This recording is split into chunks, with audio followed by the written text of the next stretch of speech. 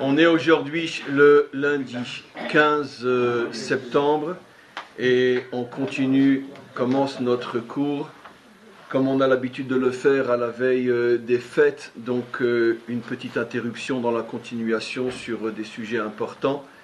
Et on est bien sûr à la veille de Rosh Hashanah. On a déjà, si je ne me trompe pas, la semaine dernière commencé à parler un petit peu de Rosh Hashanah.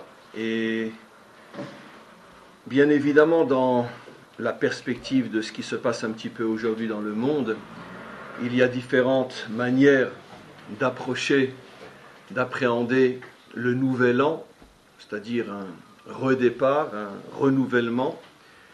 Il y a la manière plus classique, plus religieuse, c'est-à-dire plutôt concentrée sur moi et mon devenir. Cette approche, comme vous le savez, n'est pas la nôtre, elle ne nous intéresse pas.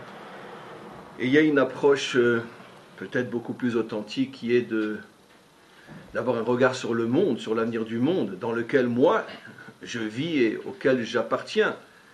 Mais de toute façon, mon avenir à moi, en tant qu'individu, est tellement lié à celui du monde que se soucier de ce que je vais devenir n'a pas beaucoup de sens quand on sait qu'aujourd'hui on est là et demain va savoir si on a été là aujourd'hui. Donc par contre, l'avenir du monde est très important. Et d'ailleurs, c'est l'esprit véritable de la fête de Rosh Hashanah. Comme vous le savez, nos maîtres affirment qu'aussi incroyable que ce soit, c'est la seule fête juive qui concerne en vérité l'humanité tout entière. Pessah est spécifiquement juif, Shavuot, Sukkot, etc., etc. Mais Rosh Hashanah, nos maîtres voient, bien que nous sommes les seuls à fêter le Nouvel An en septembre, mais quoi qu'il en soit, nos maîtres, au moins au niveau du message, nous disent que la fête de Rosh Hashanah concerne les 70 peuples, qu'ils en soient conscients ou non, parce que le renouvellement ne concerne pas uniquement Israël. En plus, comme nos maîtres le font bien remarquer, il ne s'agit pas de fêter la naissance d'Israël, qui serait au mois de Nissan, au printemps. Il s'agit de fêter la naissance du monde, ou plutôt l'apparition de Adam Arishon, du premier véritable être humain, comme je l'explique souvent. Et de cet humain sont sortis pas seulement Israël, mais les 70 peuples, donc l'humanité tout entière. Donc automatiquement, même techniquement, à partir du moment où on fête Rosh Hashanah, automatiquement ça inclut 71 peuples, Israël et les 70 autres. Donc c'est dans cette perspective qu'il faut penser à l'avenir de notre monde, et c'est vrai que chaque période, chaque ère a ses propres difficultés, ses propres défis, ses propres épreuves et ses propres challenges, comme on peut dire. Et à notre époque, les choses se précisent de plus en plus. On sait de quoi a été fait l'année qui va se terminer dans quelques jours et on devine assez facilement de quoi va être fait l'année qui commence dans quelques jours. Et effectivement, on assiste d'une manière de plus en plus claire, pas que la chose n'existait pas avant et il y a bien longtemps déjà. Il y a déjà eu les guerres de croisade, il y a déjà eu de nombreux conflits entre l'Occident et l'islam. Mais c'est vrai qu'au fur et à mesure que l'histoire avance, on voit se préciser d'une manière plus claire que jamais ce conflit inévitable entre deux civilisations, celle que j'ai choisi d'appeler dans mon cours la civilisation du refus de l'interdit et la civilisation du culte de l'interdit. Les choix ne sont pas par hasard, comme je vais le démontrer dans mon cours. Effectivement, le monde occidental d'origine chrétienne, c'est d'une certaine manière le refus de l'interdit. Je ne parlerai pas de la dimension religieuse qui est à l'origine du problème que nous vivons aujourd'hui, mais le descendant direct, le fils légitime de la chrétienté, qui est le monde occidental libéral, démocrate, liberté, égalité, fraternité. Ce monde qui a commencé plus ou moins à l'époque de la Révolution française et qui, je pense, a trouvé son expression la plus claire et la plus juste dans les années 68 avec le fameux slogan de « Il est interdit d'interdire » et qui trouve une expression encore beaucoup plus forte aujourd'hui où lorsqu'un homme qui a encore certaines valeurs ou prétentions morales qui appartiennent à l'ancien monde, ose critiquer certaines attitudes, certaines libertés que prend le monde aujourd'hui, il est tout de suite taxé d'extrémiste, des pires choses qui puissent exister sur Terre, au point que plus personne n'a le courage de parler, d'évoquer un avis, d'exprimer ce qu'il pense, parce que dès que ça touche à un interdit qui a sauté aujourd'hui, que ce soit dans le domaine des mœurs ou ailleurs, il est véritablement vu au mieux comme un pauvre type, un malade mental qui ferait mieux de se soigner. Donc ça, c'est finalement la situation dans laquelle on vit aujourd'hui, le refus total de l'interdit. Et en même temps, et je pense que ce n'est pas un hasard, et au fur et à mesure que les derniers interdits sautent ou ont sauté, à ce moment-là se lèvent d'une manière de plus en plus brutale, et je pense qu'il faut vraiment être aveugle pour ne pas voir qu'il s'agit véritablement de vases communicants, au fur et à mesure que l'Occident fait tomber encore et encore un interdit, l'autre monde, celui qui rend un culte à l'interdit, celui dans lequel tout est interdit, et tout est interdit et passible de mort et de sanctions graves. Il est interdit de voler, ça peut te coûter une main. Il est interdit d'avoir, pas que chas v'shalom, qu'à Dieu ne plaît, je le justifie, mais il est interdit d'avoir certains écarts amoureux, ça peut te coûter une pierre sur la tête, et etc. Et ce monde devient de plus en plus brutal, de plus en plus cruel au fur et à mesure que les derniers tabous tombent dans le monde occidental. Je pense qu'il faudrait vraiment nous servir de nos deux yeux et regarder en même temps l'un et l'autre monde. C'est-à-dire que lorsqu'une extrême est dépassée d'un côté, l'autre extrême est dépassée de l'autre. Et c'est vrai que finalement, dans un monde occidental qui a complètement perdu la tête, c'est peut-être pas si étonnant que ça, si dans l'autre monde, il y a tellement de têtes qui tombent. Et je pense qu'il ne faut vraiment pas être un rave ou un maître pour comprendre ces analogies d'une manière absolument incroyable qui font vraiment réfléchir. À partir du moment où l'un des fondements de la sagesse authentique, c'est de savoir que ce monde a un sens et que tous les événements sont porteurs d'une partie du sens que l'on doit comprendre au fur et à mesure de l'histoire. Ici, l'histoire des têtes me paraît révélateur d'une manière absolument incroyable, au-delà vraiment, évidemment, de l'aspect bloquant et paralysant de la tête coupée qui horrifie tout le monde et qui surtout fait l'effet qui justement veut être provoqué de vous empêcher de penser. Si on prend un petit peu de recul et qu'on essaye de ne pas perdre sa tête, on se dit finalement les premiers qui ont coupé les têtes, c'est pas eux, c'est l'Occident. Parce que ça fait longtemps que l'Occident a perdu sa tête. La seule différence, c'est que l'Occident fait tomber des têtes sur le plan moral et spirituel, et l'autre monde fait tomber des têtes sur le plan physique. C'est pas pour rien non plus, parce que, comme on le sait, le monde occidental est extrêmement abstrait, philosophique. Sa religion du départ est une religion extrêmement de l'esprit, donc tout s'incarne dans l'esprit dans ce monde occidental. L'autre monde est un monde très concret, très technique, très acte et très forme, et automatiquement tout s'incarne aussi dans l'acte et dans la forme, mais je pense que c'est finalement la balance malheureusement et dramatiquement bien en équilibre, les têtes tombent de tous les côtés. Quoi qu'il en soit, en essayant d'avancer un petit peu plus loin, dans la mesure où, comme je l'ai expliqué au début du cours, c'est clair que c'est notre proche avenir, ce conflit qui ne va cesser d'augmenter, et qui sans doute n'est encore que dans les coulisses par rapport à ce que je crois nous attend au niveau du monde tout entier. On est encore dans les premières contractions, mais les véritables contractions de l'accouchement sont encore devant nous, et je pense que l'année qui vient va être une année très très décisive. Quoi qu'il en soit, il est intéressant de voir que dans ces deux mondes, le monde du refus de l'interdit ou le monde du culte de l'interdit, il est intéressant de voir que finalement, les deux ont pour symbole, ont pour emblème la femme. Sauf que dans le monde qui refuse l'interdit, l'emblème de la femme est une femme nue, alors que dans l'autre monde, c'est une femme voilée. Là aussi, c'est incroyable, ce paradoxe. Le même modèle, d'une certaine manière, le modèle féminin, mais comment qu'on le voit, le modèle féminin ? Pour les uns, et ça a commencé, comme je l'ai souvent dit, personne n'a fait attention à cette époque-là. Mais si les gens pouvaient savoir ce qui se cache derrière un sein, cette histoire de la Révolution française qui a pour signe un sein dénudé, on ne s'imaginait pas ce qu'il y avait derrière ça.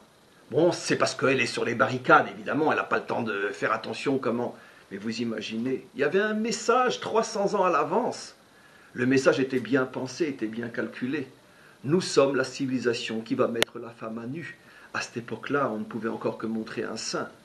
Mais l'idée était déjà lancée dès le départ. C'est l'emblème de l'Occident, la femme nue. Il n'y a plus de tabou. Rien n'est caché, rien n'est interdit, tout est montré. C'est évident que l'autre monde, en réaction, va prendre le même symbole, mais il va nous montrer, regardez ce que moi je considère comme étant le modèle féminin. C'est la femme voilée complètement. Et on pleure aujourd'hui en France le voile qu'on voulait nous faire accepter, qui était encore très ouvert par rapport au voile maintenant que l'on voit apparaître ailleurs en Irak ou en Syrie, où on ne voit même plus ses yeux. On va regretter presque la burqa française, tellement la nouvelle a déjà fait oublier l'autre. Et ça ne peut pas être un hasard. Pourquoi à nouveau la femme? On va avancer bien sûr, mais c'est toujours les mêmes notions. Ce que vous voulez permettre, nous on l'interdit. Nous sommes la réaction à votre civilisation. La civilisation occidentale est la matrice qui a fondé finalement cet enfant qu'elle ne veut pas reconnaître. Parce que à force et à force et à force de mettre à nu, à force et à force et à force de permettre, jusqu'à interdire d'interdire, comment voulais-tu que cette matrice fondée dans l'extrême ne produise pas l'enfant de l'autre extrême? C'était impossible. Aujourd'hui, l'Occident il ne reste plus que les larmes et les mouchoirs pour pleurer sur sa propre faute, qui d'une certaine manière s'est préparée, fondée, construite pendant des siècles. Quoi qu'il en soit, je reviens au modèle féminin. Le modèle féminin, lorsque l'on essaie de le retrouver dans la Torah, on trouve quelque chose d'absolument extraordinaire. Nos maîtres disent, la femme, le modèle féminin, je ne parle pas de la femme, je parle du modèle féminin, dans la Torah s'appelle Isha. Isha, nos maîtres disent, est composé de deux parties, Esh, He, le He qui brûle. Une femme, ça brûle, c'est vrai. Et Esh, He, disent nos maîtres, le feu, Esh, He. C'est quoi le He? C'est bien sûr pas le sujet du cours, je n'expliquerai pas plus que ce que je vais dire, mais je l'ai déjà expliqué dans d'autres cours et même devant vous, pour des raisons très profondes, en même temps très simples, que j'ai souvent exposées dans d'autres cours ou ici déjà. Nos maîtres disent que le He, la 5e lettre de l'alphabet hébraïque, est la lettre qui représente la création. L'ensemble des forces créatrices est représenté par la lettre He. Et qu'est-ce que signifie Isha? C'est le He qui brûle, c'est-à-dire c'est la création qui est en train de brûler. Un mauvais rapport à la dimension féminine, ça fait sauter le monde, ça le fait brûler. Le monde brûle. Nos maîtres nous ont prévenus, en fait, ce n'est même pas nos maîtres, c'est la Torah, puisque c'est elle qui a choisi d'appeler la femme Esh He, le He qui brûle. Paris brûle-t-il? Le He brûle. Le monde est en train de brûler. Si la dimension féminine n'est pas à sa juste place, à ce moment-là, le monde va brûler. Et les deux places où la dimension féminine ne doit absolument pas être, sinon le monde brûle, c'est soit elle n'a pas d'habit, soit elle est complètement couverte. Soit elle est dévoilée, soit elle est voilée. Dans ces deux extrêmes, le monde brûle, le monde est détruit. Parce que ce n'est pas la place de la féminité. Et tout le problème est de retrouver la véritable dimension féminine afin de permettre au monde de ne pas s'auto-détruire.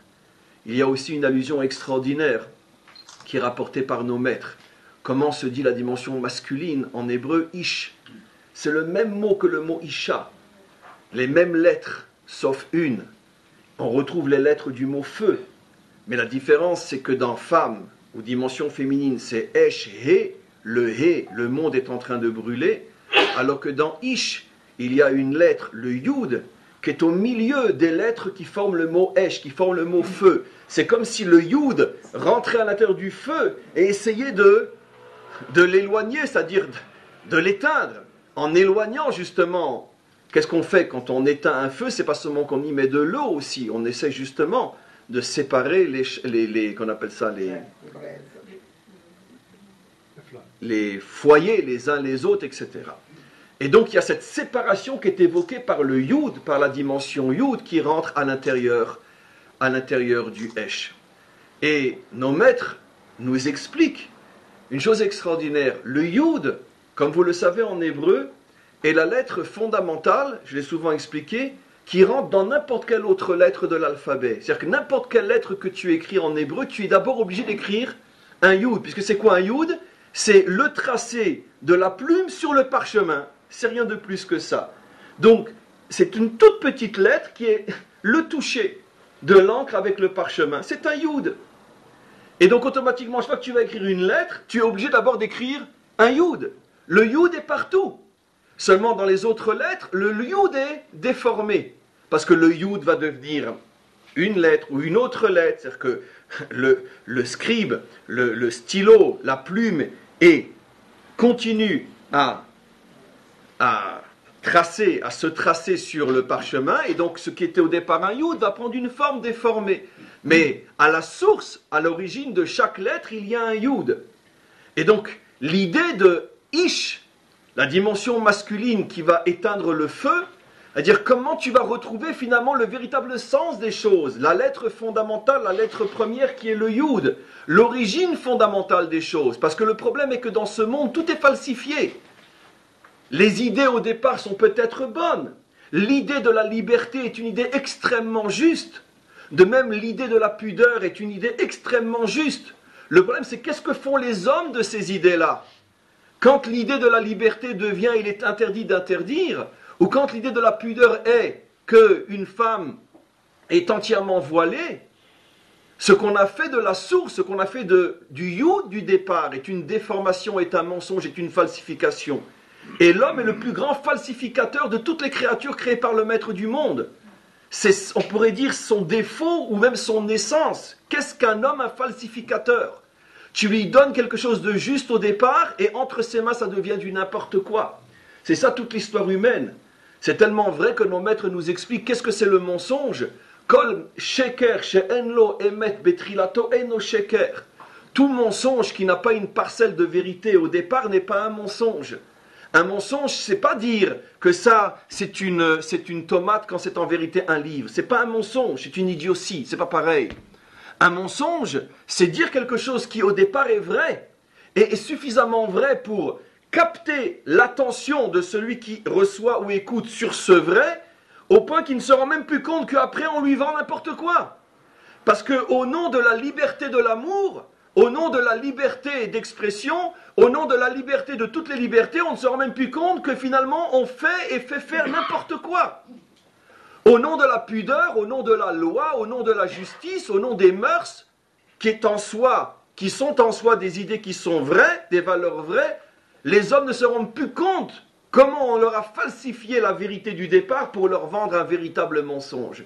Et tout le travail de l'homme, c'est de retrouver cette dimension ish, cette dimension masculine qui n'a rien à voir avec le corps masculin qui est bien sûr valable aussi pour les femmes et peut-être plus encore pour les femmes que pour les hommes, de retrouver le ish en moi, de retrouver la véritable source de toutes ces valeurs qui ont été falsifiées. Et je pense qu'aujourd'hui, on se prépare plus que jamais au grand conflit entre les deux monstres de la falsification, le monde occidental et ce qui est en train d'apparaître sous nos yeux terrifiés, plus monstrueux encore. En vérité, je ne pense pas qu'il est plus monstrueux, simplement que lui, comme il est visible, sa monstruosité est visible, alors il fait beaucoup plus peur.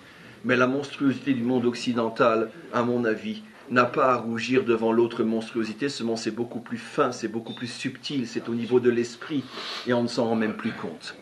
Quoi qu'il en soit, puisqu'on a parlé du modèle féminin, je vais bien sûr vous montrer que toutes ces notions-là ont bien sûr leur trace dans la Torah. N'oublions pas que Rosh Hashanah, c'est, entre parenthèses, la fête de l'apparition du premier être humain véritable. Je sais qu'à chaque fois que je dis cette phrase-là, je me sens l'obligation, le devoir de préciser que quand on parle de l'apparition du véritable être humain, il ne s'agit pas comme dans l'image puérile des cours de religion d'imaginer que tout d'un coup est apparu un homme et qu'avant lui il n'y avait rien. C'est faux. Il y avait déjà des créatures à forme humaine, mais ce n'était pas l'homme dont la Torah parle, parce que l'homme dont la Torah parle, c'est celui qui est capable de se connecter avec son Créateur, avec sa source, Betselem Elohim, à l'image d'Elohim. Avant l'apparition du premier être humain véritable, sans doute que le monde était rempli de créatures qui avaient aussi 2 jambes et 2 yeux comme nous et 2 oreilles. Ils s'appelaient Cro-Magnon ou pas Cro-Magnon, néerlandais ou je ne sais quoi, peu importe. Ou même ils étaient très proches de nous, ils étaient peut-être blonds aux yeux bleus aussi. Et étaient depuis déjà fort longtemps très différents de leurs ancêtres qui sortaient des grottes. Mais ce n'étaient pas encore des humains dans le sens biblique du terme, parce qu'ils n'avaient aucune connexion avec leur source. Ils étaient absolument incapables de comprendre que tout ça, ça a un commencement, ça a une direction, ça a un but et ça a un devenir. Il vivait métro, boulot, dodo. Pourquoi je me lève? Parce que j'ai faim. Pourquoi j'ai faim? Parce qu'il faut travailler. Pourquoi il faut travailler? Parce que j'ai faim. Pourquoi tu as faim? Parce que c'est dans mon ventre, etc. etc. Et donc, tout le souci de ces créatures était uniquement l'immédiat. Il n'y avait pas ni de passé, ni d'avenir. Et tout d'un coup, il y a 5775 ans, dans quelques jours, 75 ans, et là c'est très précis, ce n'est pas des symboles, ici à Jérusalem, sur le Har Sion, sur le mont Sion, tout d'un coup, une créature a eu à ce moment-là son premier réveil. Il y a 5775 ans.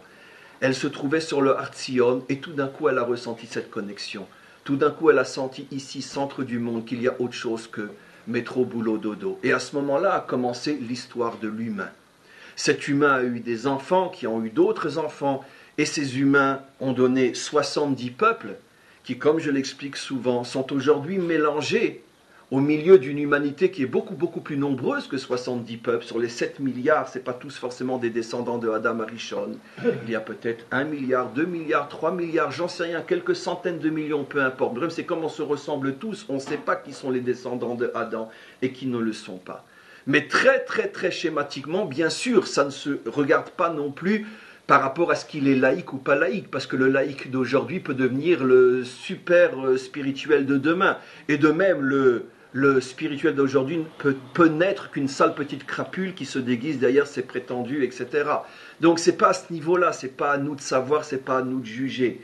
Mais quoi qu'il en soit, dans la mesure où, dès le départ, le maître du monde a voulu, et je pense qu'un jour je l'expliquerai pourquoi, d'ailleurs je vais l'expliquer, non mais ça c'est un séminaire que je fais pour le groupe Rai, mais je l'expliquerai la semaine prochaine dans le séminaire sur le groupe Rai, c'est quoi un homme, mais je parle sur le site. Mais quoi qu'il en soit, la raison pour laquelle le maître du monde a voulu qu'il y ait une partie de Bnei Adam, de descendants de Adam, mélangés à l'intérieur d'une humanité qui ne sont pas tous des descendants de Adam, il y a une raison à cela, mais ce n'est pas le sujet aujourd'hui. Quoi qu'il en soit, je reviens maintenant à ce que j'explique. Il y a donc 5775 ans dans une semaine, c'est fait pour la première fois, depuis les premiers instants de la création, la connexion entre un être humain et le maître du monde. Les autres aussi étaient des êtres humains, et les autres aussi sont des êtres humains, mais ils n'étaient pas Adam. Adam, malheureusement, l'un des crimes les plus criminels de nos traductions, qui ont tout faussé en traduisant mal, ils ont traduit Adam par homme, et ils ont falsifié tout le texte biblique. Adam ne veut pas dire homme, Adam veut dire celui qui est Betselem Elohim, celui qui est connecté au maître du monde. Et donc ce n'est pas tout le monde qui s'appelle Adam, seulement celui qui a cette connexion consciemment, ou qui l'a au moins d'une manière potentielle en lui. Et ce n'est pas forcément, pour l'instant en tous les cas, jusqu'à l'avenue du Mashiach, ce n'est pas forcément inné et donné à tous les humains. Bien que je suis humain, je ne suis pas forcément Adam. En tous les cas, Rosh Hashanah, la semaine prochaine, c'est la naissance de Adam, et pas seulement de Adam et Chava. Parce qu'il ne pouvait se connecter que parce qu'il était marié. De la même manière que l'on verra beaucoup plus tard, que Moïse, a beau avoir 80 ans, il a beau déjà avoir atteint un niveau qui est tel que Dieu peut déjà lui parler. La première fois que Dieu lui parle, c'est uniquement après son mariage avec Tzipora. Pour nous faire comprendre qu'un homme non marié est un homme déconnecté. Comment veux-tu te connecter à moi si tu n'es pas marié? L'absolu contraire, bien sûr, de ce que certains autres disent. Moshe, il lui manquait quoi? Être marié. À partir du moment où il se marie, tout de suite après, Hachem se dévoile à lui. Tu t'es connecté à l'horizontale, maintenant on peut te connecter à la verticale. S'il n'y a pas la connexion terrestre, comment veux-tu avoir la connexion céleste? C'est absolument impossible. Donc, à ce moment-là, apparaît ce premier couple sacré, Adam et Chava. Et Rosh Hashanah, c'est pas seulement la fête de leur apparition, c'est aussi, d'une certaine manière, mais ça s'est mis plus en surdine parce qu'on en a un petit peu honte, c'est aussi la fête de leur faute. Parce que d'après notre tradition, ils ont fauté le jour où ils sont apparus. Techniquement, est-ce que c'est une vérité temporelle ou une vérité au niveau du message? Je n'en sais rien. Mais quoi qu'il en soit, dans notre tradition, au moins au niveau du message, on explique que c'est aussi à Rosh Hashanah qu'il y a eu cette fameuse faute, Et c'est la raison pour laquelle nous commençons à partir de Rosh Hashanah à compter ce qu'on appelle les 10 jours de Teshuvah, les 10 jours de la réparation qui se concluent et se terminent avec le jour de Kippour, le jour de la grande réparation. Et donc, si on regarde finalement l'image biblique, puisque là je ne reste plus dans le technique concret, on ne sait pas trop ce qui s'est passé, mais le message par contre on le connaît. Ce qui est extraordinaire, c'est que finalement, le problème que nous vivons aujourd'hui plus que jamais, ces deux civilisations qui sont en train de s'affronter, qui ont déjà commencé à s'affronter, mais qui s'affronteront dans les temps à venir plus que jamais dans toute l'histoire de ces deux civilisations, qui est donc l'interdit d'interdire où il n'y a plus rien pratiquement qui est permis, cette problématique de l'interdit a été le premier problème auquel Adam et Chava ont été confrontés. Mais regardez maintenant de quelle manière, parce que ça aussi je vais vous rappeler quelque chose, parce que la plupart d'entre vous l'ont déjà entendu, mais souvent quand un cours comme celui-là d'une heure, il y a tellement de messages qui passent, et chacun ne va retenir qu'un ou deux messages, et moi-même de toute façon je vais mettre l'accent sur ce que je pense être le message principal, ça ne veut pas dire qu'il n'y en a pas d'autres. Donc je vais vous redire quelque chose que sans doute vous avez déjà entendu, mais aujourd'hui je voudrais que ça reste plus gravé dans vos esprits, parce que c'est l'un des messages essentiels. On est habitué depuis des millénaires à nous expliquer qu'il a été placé devant un interdit et qu'il n'a pas surmonté l'interdit. Mais c'est faux, c'est une véritable falsification du texte. Il n'y avait pas qu'un interdit, il y avait surtout du permis. On oublie de dire qu'il y avait du permis. Avant de lui dire quel est le seul arbre interdit, le verset insiste bien pour dire voici quels sont tous les arbres permis. Umikol etz agan achol tochal. Et de tous les arbres du jardin, manger, tu mangeras, une insistance, une lourdeur. En hébreu, ochal tochal, pour dire qu'on insiste. C'est une obligation, ça veut dire une obligation dans le sens que c'est pas seulement une permission, mais vraiment je t'invite à manger, comme quand on invite quelqu'un, prenez, resservez-vous, vraiment, prenez. Et donc, il y avait peut-être des milliers d'arbres permis, avec un qui était interdit. Ça veut dire que l'interdit ne prenait pas de place. L'interdit était insignifiant par rapport au nombre de permissions. Mais l'interdit était là. Et voilà que tout d'un coup, tout va se focaliser sur l'interdit. D'où on le voit. D'abord parce que la Torah ne dit pas, lorsqu'elle parle des arbres permis et de l'arbre interdit, la Torah ne dit absolument pas que l'arbre interdit était au milieu du jardin. Le premier qui va dire que l'interdit est au milieu du jardin, c'est Ève, après qu'elle a commencé à parler avec le Nachash, le serpent, excusez-moi la traduction. Le Nachash, ce sont bien sûr que des images. Nos maîtres s'étonnent et disent, mais où on a vu que cet arbre était au milieu? Il n'était pas techniquement au milieu, il était psychologiquement au milieu. Ça veut dire qu'elle avait tout focalisé sur cet interdit-là. Elle ne voyait que l'interdit. Elle avait oublié qu'elle vivait dans un monde, elle vivait dans une relation où tout est permis, sauf une certaine chose. Mais elle, en vérité, elle avait un problème.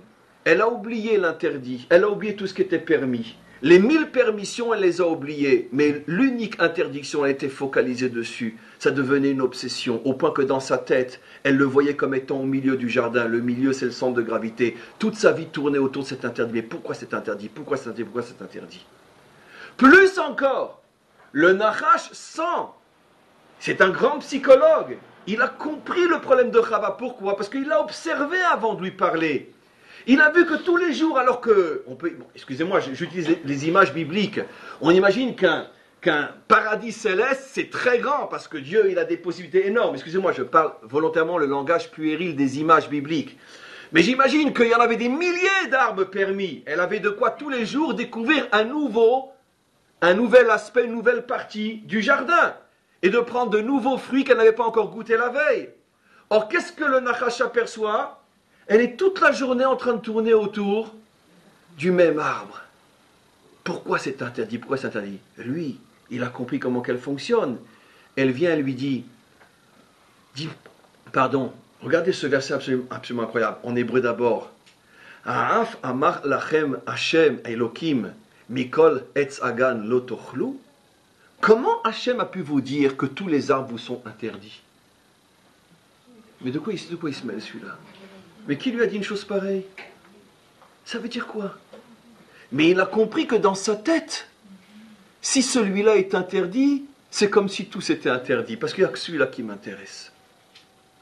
Et donc, il utilise la défaillance psychologique de Chava en lui disant « J'ai compris que c'est comme si tout était interdit. » Il exagère l'interdit. Et le résultat est que finalement, pour lui dire quoi? Mais finalement, rien n'est interdit. Mes amis, vous avez dans ce court récit, et je le dis de la manière la plus sérieuse possible, toute l'histoire du monde, toute l'histoire des religions, toute l'histoire des civilisations, y compris mot pour mot notre conflit actuel. La civilisation qui interdit tout est celle qui permet tout. Qu'est-ce que fait le Nachash? D'abord, il montre un aspect de la relation à Dieu qui est l'interdit. Tout est interdit. Mais lui, il sait très bien que l'homme ne peut pas vivre à ce niveau de tout est interdit.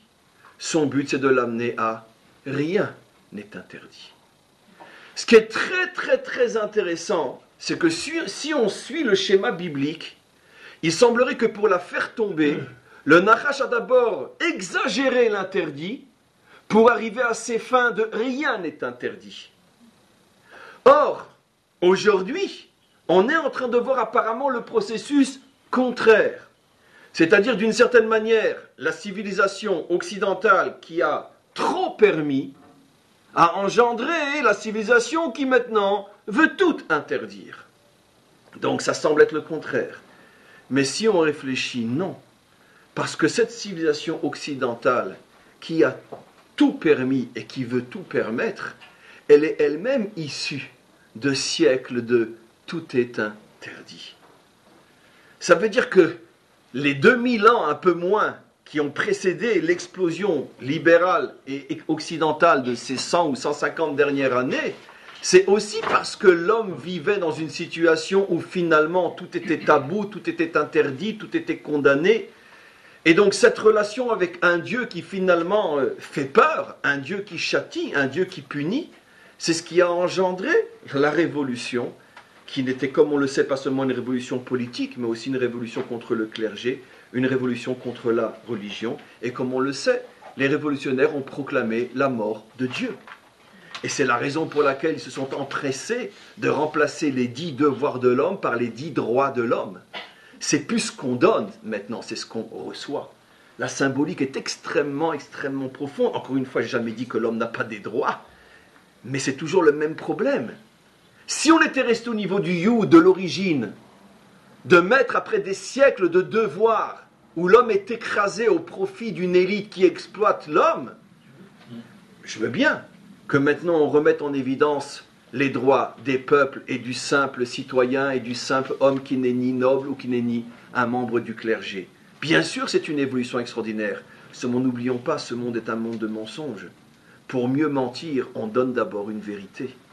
Et finalement, l'idée du départ était de redonner une liberté qui serait ce qu'elle est devenue aujourd'hui, où l'homme n'a plus aucun point de repère. Il a complètement perdu la tête. Il ne sait plus ce qui est vrai, ce qui est faux, ce qui est permis, ce qui est interdit. Parce qu'il n'y a plus d'interdit du tout. Et tant que tu ne déranges pas vraiment les autres, tu peux tout faire, il n'y a pas de problème. Donc, en vérité, le processus que suit la Bible est juste. Avant d'arriver à la permission totale, on exagère d'abord l'interdit. On montre à l'homme que l'interdit est insupportable, parce qu'on sait que c'est la meilleure manière de l'arriver là où on veut l'amener. Il n'y a plus d'interdit. Et c'est le processus que le Nachash a fait suivre à Chava. Là encore.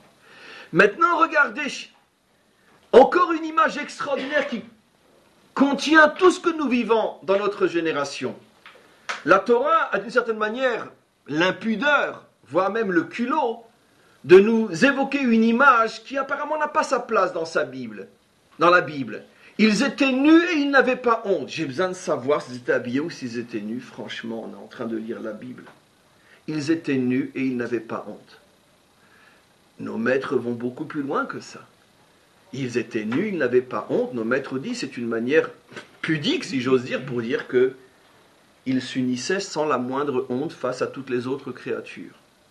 En tout cas, même si on reste au niveau du sens premier du texte, ils étaient nus, ils n'avaient pas honte. Donc, finalement, le paradis était un club de nudistes. D'accord?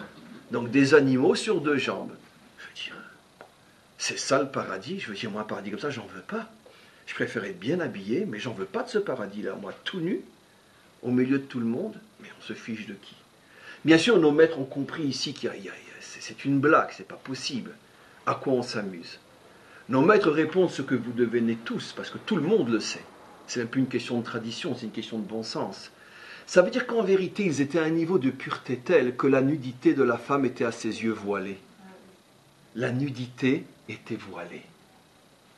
On a nos deux dimensions. La femme est nue ou elle est voilée? Avant la faute, elle était une nue voilée. Ça veut dire qu'elle était nue, mais on ne voyait pas son corps pour le corps. Parce que l'union entre un homme et une femme était vécue à un niveau tellement noble. Comme je dis souvent, si on réfléchit un instant, pourquoi c'est, chez des gens encore normaux, s'il en reste, pourquoi c'est la chose malgré tout qu'on cache le plus? Mais qu'est-ce qu'il y a de honteux? L'amour est honteux. Faire des enfants, c'est honteux. Pourquoi on cache? Pourquoi? On le sait pourquoi. Parce que si on vivait cette relation uniquement au niveau de l'amour ou au niveau d'avoir des enfants, effectivement, il n'y aurait pas lieu de le cacher. Mais comme on sait tous qu'on s'arrête aussi en même temps ou des fois uniquement qu'au premier aspect de cette relation, ça nous fait un peu honte. Alors on préfère cacher l'animal en nous. Très bien. Mais avant la faute, il n'y avait pas ce problème-là. Parce que l'homme et la femme s'unissaient, parce que on s'aime. On doit avoir honte de s'aimer. On veut des enfants. On doit avoir honte de faire des enfants. Et donc finalement, il ne voyait pas son corps. Il voyait la notion, ce qu'elle représente. Et la notion était tellement pure que c'était l'habit des corps. Et le corps ne faisait pas honte. Et donc effectivement, la femme était nue et elle était voilée en même temps. Mais qu'est-ce que la Torah veut nous faire comprendre? Qu'en vérité, les deux sont vrais. Tu ne peux pas complètement voiler la femme. Mais tu ne peux pas non plus la laisser complètement nue. Il y avait ce niveau extrêmement subtil, extraordinaire, de ce voile de la nudité qui n'oblige pas la femme à être sous un voile et qui d'un autre côté ne lui permet pas non plus d'être nue comme la femme occidentale. Cette subtilité de la féminité nue et voilée en même temps était le niveau de la féminité avant la faute. Le problème c'est que la faute a séparé le monde en deux. Il y a un monde qui va reprendre uniquement la dimension voilée de la femme, et voilée réellement, et un autre monde qui va reprendre uniquement la dimension nue de la femme, le monde occidental, et son correspondant qui est de l'autre côté aujourd'hui. Chacun vient avec le même symbole, mais nu ou habillé. Le symbole, c'est la femme. C'est extraordinaire. Maintenant, essayons d'aller encore un petit peu plus loin. Revenons à cette histoire du permis et de l'interdit. Finalement, comment la Torah nous montre les choses avec une telle évidence? Et le problème, c'est qu'on ne le voit plus. Et pourtant, des millénaires après que des millions et des millions d'hommes et de femmes ont lu ce texte, on ne sait toujours pas le lire. Car faites le test après ce cours, d'accord? Demandez, fermez la bouteille, demandez à n'importe qui dans la rue de vous résumer en 2-3 lignes, 2-3 phrases, la première faute d'Adam Arishon. Je vous garantis qu'ils soient juifs, chrétiens, musulmans, athées, peu importe, ils vous diront tous, ils étaient dans le jardin de Éden, et il y avait un arbre qui était interdit, et ils l'ont mangé. Vous ne trouverez pas, je vous lance le défi, une personne qui vous dira, ils étaient dans un jardin, où ils étaient invités à passer leur vie à manger sans fin des arbres les plus extraordinaires les uns que les autres, au point d'en oublier même le fait qu'il y en avait un qui était interdit, et il y en avait un qui était interdit. Vous trouvez un qui vous explique comme ça? Je demande pardon pour mon orgueil ou je sais pas comment on appelle ça, ma prétention. Mais je suis sûr de ce que je dis. C'est sûr et certain que vous ne trouverez pas la personne qui vous dira comme je viens de vous le dire maintenant. Et si vous en trouvez une qui oublie de vous dire qu'il y avait un interdit, alors là vous avez trouvé un vrai sage. Parce que le vrai sage, c'est là qui vous dira, ils étaient dans un arbre où ils pouvaient manger pour l'éternité des arbres meilleurs les uns que les autres. S'il oublie de vous dire qu'il y avait un interdit, alors sachez-le, c'est un vrai sage, il a tout compris. Parce qu'il est très malin, il sait comment répondre. Donc finalement, on s'aperçoit que la Torah, qui elle parle le vrai langage de la vérité, c'est les hommes qui sont tordus, qui comprennent mal. Ne parle pas d'interdit, c'est la femme qui en a fait une fixation. La femme, excusez-moi, c'est Ève qui en a fait une fixation. Ève et Adam, bien sûr. Mais ce n'était pas ça ce qui était prévu au départ. Alors, comment comprendre la chose? Nos maîtres donnent un exemple extraordinaire à partir duquel je vais avancer un petit peu dans la profondeur. Donnons l'exemple d'un jardinier, puisqu'on parle d'un jardin, d'un jardinier qui a quantité de fleurs, d'arbres, etc., à arroser, à s'occuper tout au long de la semaine, tout au long de l'année. Et puis, il a donc un tuyau d'arrosage avec un robinet. Simplement que la personne qui lui a expliqué comment ça fonctionne lui a dit, vous savez, n'oubliez pas, quand vous avez terminé d'arroser, refermez bien le robinet, parce que si vous le laissez ouvert et que l'eau continue à s'écouler, toutes les plantes, elles vont pourrir. Trop d'eau, elles vont pourrir dans le sol. Et donc, ça va faire un trop, et un trop, ça va pourrir. Donc, son action à l'intérieur du jardin, c'est de quoi? C'est positif. C'est de cultiver son jardin et de se donner de quoi manger ou de quoi vendre, donner à manger aux autres. Ça, c'est du permis, c'est du positif, c'est du constructif.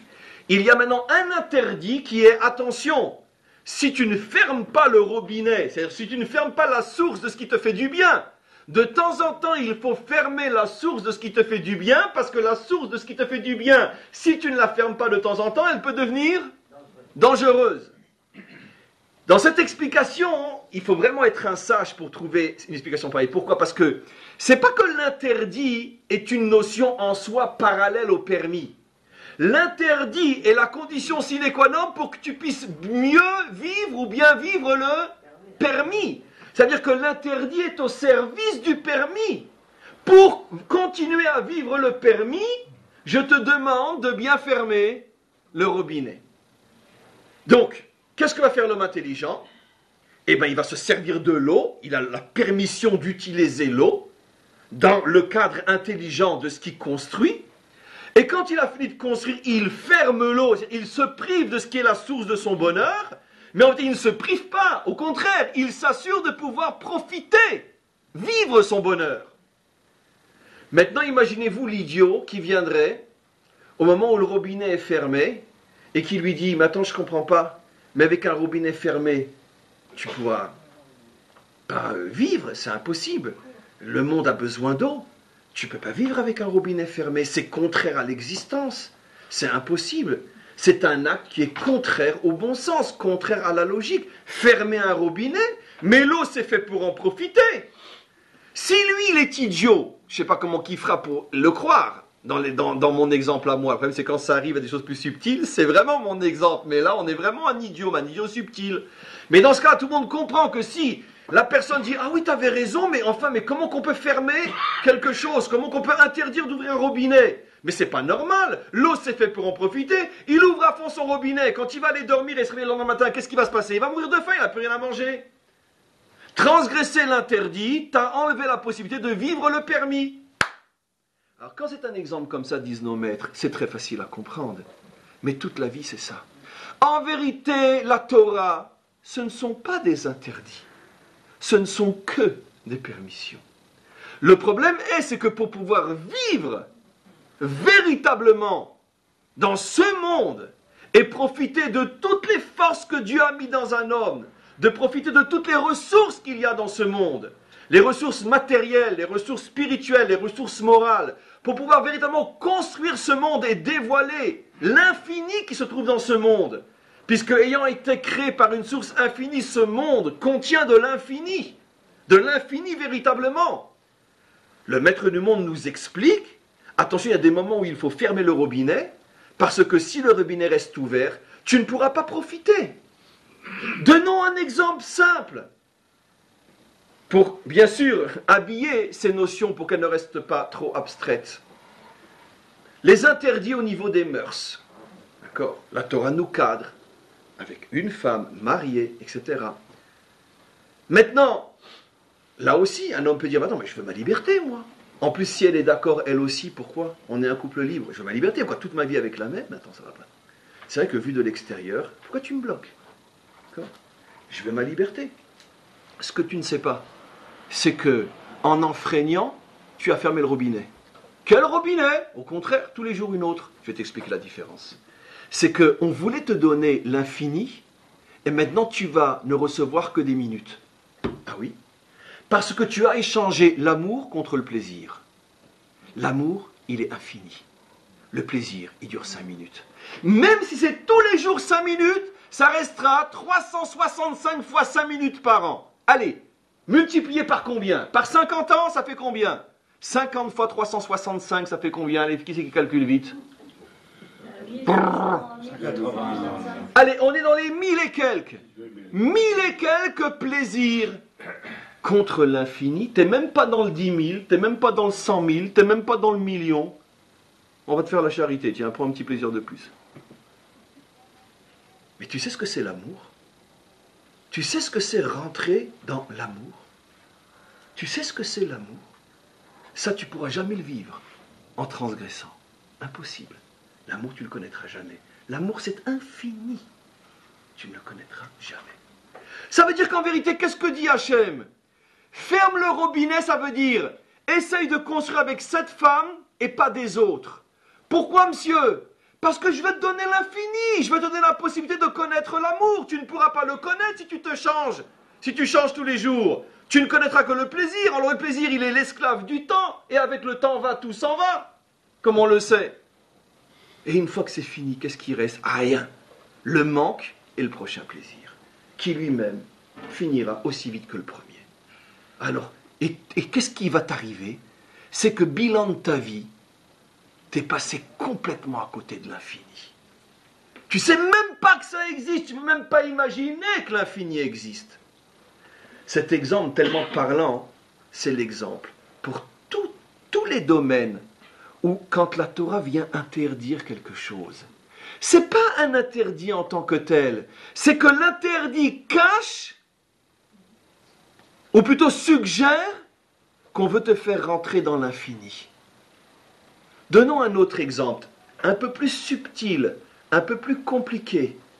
Mais si j'arrive à vous le faire sentir, vous allez véritablement comprendre quelque chose. Les interdits du Shabbat. Je ne comprends même pas appuyer sur un interrupteur. Je ne comprends pas. Si ce n'est pas un travail, ça ne me fatigue pas. Au contraire, ça me fatigue beaucoup plus de rentrer dans une chambre noire et de chercher un livre dans une bibliothèque alors que je pourrais appuyer sur un interrupteur et montrer 4 étages à pied et pas prendre un ascenseur. C'est même plus fatigant de monter 4 étages à pied que de prendre un ascenseur. Et s'il pleut dehors, je ne peux même pas porter un parapluie. Non, mais ça veut dire quoi? Pourquoi? Mais en vérité, je pense que jamais dans notre monde moderne on a compris le message inimaginable qui se cachait derrière. C'est quand on comprend un petit peu, c'est à pleurer. Pleurer de dire merci Hachem. Comment tu pouvais savoir des millénaires dans quelle situation on serait aujourd'hui? Je vais vous expliquer à ce à quoi je pense. Vous savez comment on part aujourd'hui en vacances? Comment on part aujourd'hui en vacances? C'est gratuit. C'est ce qu'on fait. On ferme les portables et les ordinateurs. Vous arrivez à vivre 24 heures, 48 heures, une semaine sans portable. Vous allez goûter ma mâche aux vacances. Vous partez au bout du monde avec vos mails, vos 3 portables et votre ordinateur. Vous partez comme un chien et vous revenez comme un chien. Vous êtes le même wou-wou. Vous n'avez pas eu de vacances. Abruti total. Le maître du monde avait prévu il y a des millénaires déjà que l'homme a besoin une fois par semaine de se déconnecter complètement. Ce monde n'existe plus. Ces gadgets, je m'en fous. D'accord. Alors sur le moment, on ne comprend pas, mais enfin c'est stupide de monter 4 étages à pied quand on a un ascenseur. Mais est-ce que tu es capable d'évaluer les dégâts que l'ascenseur fait en toi, plus encore que les 4 étages que tu montes à pied? Parce que le dégât, il est profond. Tu ne te rends pas compte que tu es complètement prisonnier de ce monde. Tu paniques, tu perds la tête dès qu'on t'enlève tes réflexes modernes que tu ne contrôles même plus, tu ne te rends même plus compte. D'accord? Comme on le sait aujourd'hui, On s'endort avec le portable, on se lève avec le portable. Il y en a même qui s'unissent avec le portable. Oui, ça a été fait. Ah oui, c'est pas de moi, je ne me souviendrai pas. Mais oui, mais absolument, c'est des études qui ont été faites, c'est prouvé, c'est montré. Mais pourquoi? Alors quel rapport avec le Shabbat? Mais parce que la Torah, elle a vu les choses à un très très très haut niveau. Je veux que tu sois un homme libre. Je t'ai demandé de rentrer dans ce monde pour le transformer, mais pas que tu deviennes l'esclave de ce monde. Et répétitif, toutes les semaines, tu lâches tout. Pourquoi? Retrouve ta liberté. Tu me diras, mais la liberté, elle est casse-pied. C'est vrai. Rien n'est plus casse-pied que la liberté. Parce que la vraie liberté, c'est pas un billet d'avion et on part sur une île déserte. La vraie liberté, c'est l'effort d'être libre. Le téléphone sonne, je réponds pas. C'est pas grave, il attendra, c'est Shabbat. C'est pas grave. Ça, c'est la vraie liberté. Cette capacité de dire au monde, non, non, je suis plus là. Il n'y a pas d'abonné au numéro que vous demandez. D'accord? Qui c'est qui avait répondu ça? Qui c'est? Pompidou. Oui, après l'embargo. D'accord? Très bien. Et donc, il n'y a pas d'abonné. Ça, c'est le juif, un Pompidou, toutes les semaines. Il n'y a pas d'abonné au numéro que vous demandez. Je suis plus là. Mais non, c'est sûr que c'est pas évident, c'est pas facile. Mais la liberté, la vraie, elle a un prix. Parce que longtemps, on l'a cherchée. Et elle n'est pas facile à trouver. Encore un autre exemple, dans l'alimentation. Bien sûr, je ne vais pas rendre compte de pourquoi cette chose-là et pas une autre. Mais au niveau de l'esprit, qui se cache derrière? Attends, mais réfléchis avant de mettre dans la bouche. Réfléchis.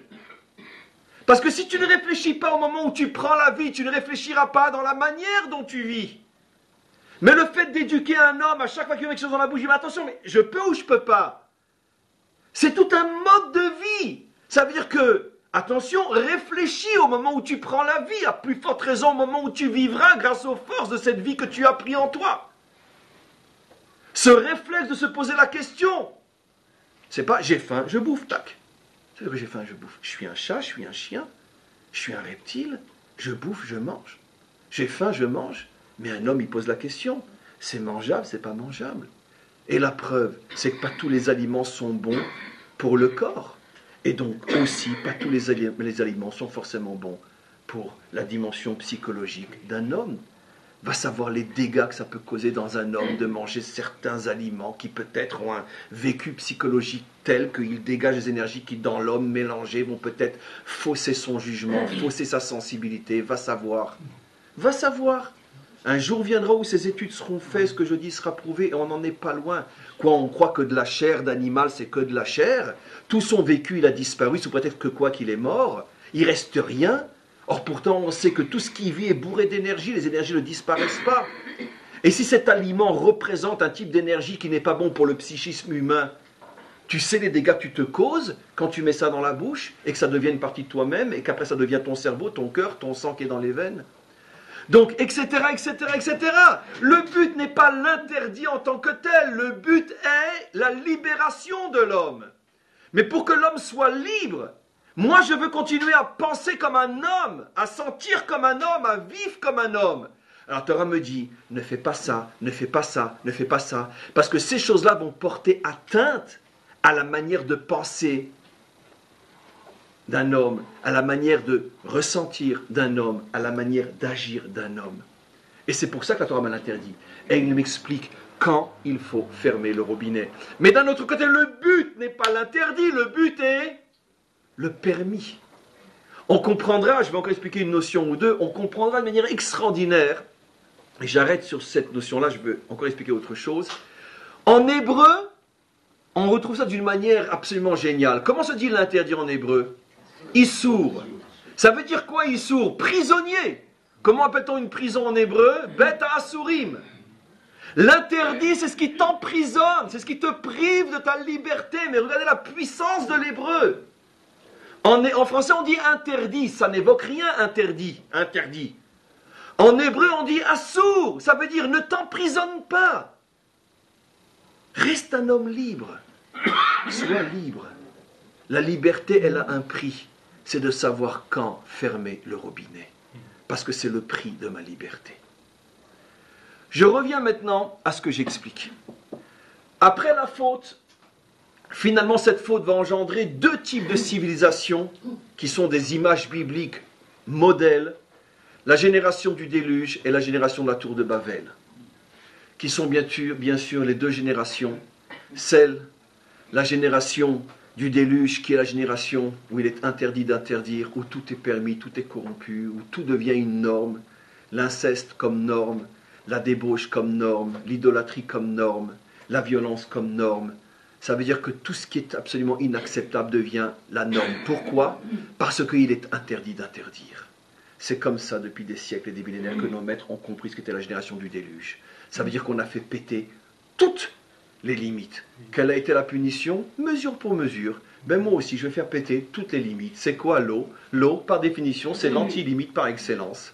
Elle dévaste tout, elle surmonte tout, elle fait tout tomber. Ça veut dire qu'elle refuse les limites. Quand l'eau arrive de manière puissante, toutes les limites tombent. Vous avez fait sauter les limites, je vous fais sauter les limites. Ça, c'est l'image du déluge telle que nos maîtres l'expliquent déjà dans leur langage, qui n'ont pas connu notre monde. Ils étaient loin de 68 ou du monde d'aujourd'hui. Ils avaient déjà deviné ce qui se cachait dans la dialectique, la faute et la punition. Nos maîtres expliquent dans le Talmud, vous avez fait sauter toutes les limites, ben moi aussi je vous amènerai quelque chose qui fait sauter toutes les limites. Ça, c'est la génération du déluge, son correspondant aujourd'hui, le monde occidental. Maintenant, explorons, selon la tradition des maîtres d'Israël, et leur capacité de visionner des choses dont ils étaient eux-mêmes à des siècles de vivre.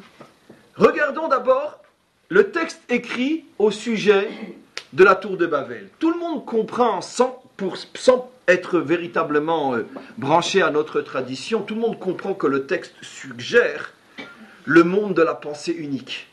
Et toute la terre était une seule langue, une seule chose, et tous réunis autour d'un seul projet. Ça fait froid. D'accord ? C'est insupportable. Et tout le monde pareil.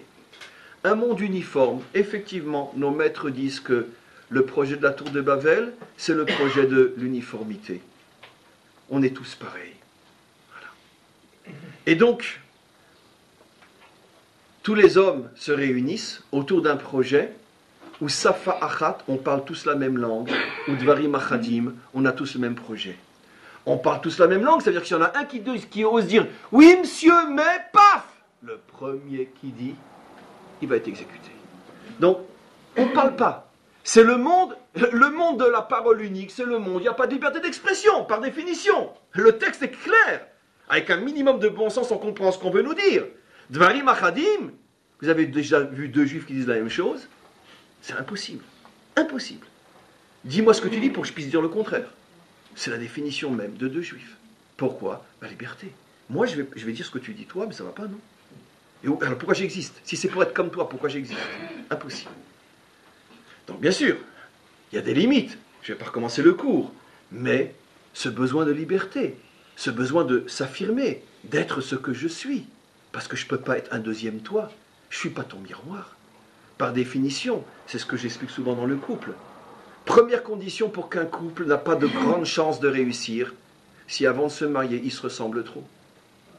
Parce que s'ils se ressemblent trop, ça va à la catastrophe. Maintenant, je ne vais pas vous faire un cours sur le couple, mais vous connaissez cette clé-là. Première condition pour qu'un couple ait de grandes chances de réussir, il en faut deux, qui ne se ressemblent pas et qui veulent vraiment se mettre au travail. Dans ces conditions-là, c'est sûr qu'ils vont réussir. Donc, par définition, si tu es le même que moi, c'est pas possible, on ne se marie pas avec soi. Donc, tu es forcément différent. Tu es forcément l'autre véritable, l'autre qui me fait peur, parce que ce n'est pas moi, mais que je dois apprendre à connaître et avec lequel je vais construire. Donc, ça, c'est la définition d'une relation saine et humaine. Donc, tous la même langue, mais au secours! C'est une dictature, ça. Qu'est-ce qu'a fait le maître du monde? Il a montré que ceux qui voulaient vivre sous le régime d'une pensée unique finissaient dans la discorde et dans la séparation la plus totale. Ça veut dire que vont apparaître, une fois que le mensonge va s'esquiver et que la réalité va, comme on dit, la nature revient toujours au galop, lorsque la nature va revenir, ça va exploser. C'est ça la fameuse punition de la dispersion. C'est pas comme on nous l'a appris dans un cours de religion. Le bon Dieu est venu, les a punis, les a séparés. Ça veut dire que c'est passé tout simplement ce qui doit forcément se passer lorsqu'on essaye d'uniformiser les hommes. Ça va produire exactement le résultat contraire. Tout le monde se sépare, tout le monde se dispute, tout le monde est en guerre, les uns contre les autres, etc. Maintenant, regardez, ce qui est absolument incroyable, et à part l'interprétation que je vais donner, j'en vois pas beaucoup d'autres possibles. Le texte, lui, ne laisse pas du tout sous-entendre qui étaient ces gens qui se sont réunis sous un régime totalitaire, qui ont enlevé la liberté d'expression et qui finalement se sont révélés être les pires ennemis les uns avec les autres, plus encore que les autres œuvraient avec eux-mêmes. De l'intérieur même sont nées toutes les disputes, ils se sont séparés. D'après le texte, les humains qui étaient à cette époque-là, sans différence d'origine, etc. Rachi sur place, qui rapporte un texte du Midrash, donc Rachi c'est 1000 ans, le Midrash qui existe dans Midrash Rabbah qui a un peu plus de 2000 ans, 2200, 2300 ans, rapporte un texte fou que tous les commentaires depuis des millénaires se posent la question, mais pourquoi expliquer comme ça? Ils expliquent, Rachi, vous verrez sur place, sur le récit de la tour de Babel, que ces peuples-là qui se sont réunis pour faire la tour de Babel étaient des Égyptiens, des Babyloniens et des habitants du Middle East, du Proche-Orient. Les commentaires posent la question, mais pourquoi d'Afka eux? C'est pas précisé dans le texte, pourquoi eux? Pourquoi précisément des gens qui sont tous cités dans Rachi et dans le Midrash? Pourquoi je dis Rachi? Parce que Rachi a déjà vécu après l'islam. 300 ans après. Mais le Midrash a vécu plus de 1000 ans avant l'apparition de l'islam. Les maîtres du Midrash. Pourquoi nos maîtres du Midrash sont obligés de dire que ces gens-là qui ont voulu faire la tour de Babel étaient tous des gens, en précisant que c'était des Égyptiens, c'était des Irakiens, c'était des Syriens, c'était des Libyens. C'est-à-dire que les peuples qui aujourd'hui ont donné comme Pout, comme on sait le Pout biblique, c'est la Libye d'aujourd'hui. Mitzrayim, c'est l'Égypte d'aujourd'hui. Etc. Bavel, par définition, c'est l'Irak, Babylonie, etc., etc. Pourquoi avoir besoin de dire ça? C'est une véritable vision prophétique. Nos maîtres ont vu que l'idéologie, la civilisation de la pensée unique, où tu es en danger de mort si tu oses dire le contraire de l'officiel, ça va être justement cette civilisation plus que n'importe quelle autre. Je ne sais pas qu'elle ne sera pas la seule, et elle n'a pas à rougir de honte devant beaucoup d'autres, mais ça va atteindre son expression la plus forte dans cette civilisation-là, où là, c'est devenu un culte de l'interdit de parler, un culte de l'interdit de t'exprimer. Pourquoi? Parce que c'est la volonté de Dieu que tu ne dises surtout pas ce que tu penses si c'est différent de la pensée unique et la langue choisie pour tous et imposée à tous. Ça veut dire que d'après nos maîtres, la tour de Babel fait allusion donc à la civilisation de la femme voilée, de l'interdit de parler, de l'interdit de s'exprimer, de l'interdit d'être différent de ce qui a été décidé bon pour tous, et à l'extrême opposé, la génération du déluge, qui a précédé, et dans le schéma que je vous ai expliqué, on a retrouvé notre schéma. C'est la génération du déluge, il est interdit d'interdire, qui engendre la génération de tout le monde pense pareil, et le premier qui parle, gare à lui. C'est exactement le schéma qu'on voit aujourd'hui. Et donc, pour terminer sur une pointe de lueur, on comprend que finalement, tout de suite après, la Torah commence l'histoire d'Abraham, le grand réparateur.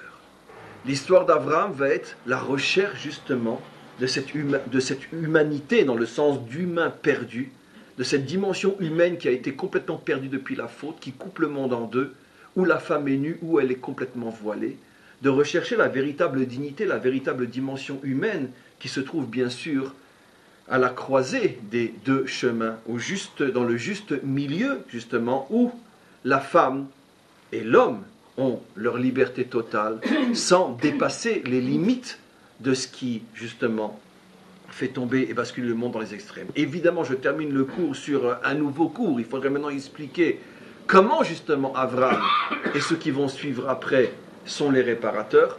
Peut-être lundi prochain, Be'ezrat Hashem. Amen.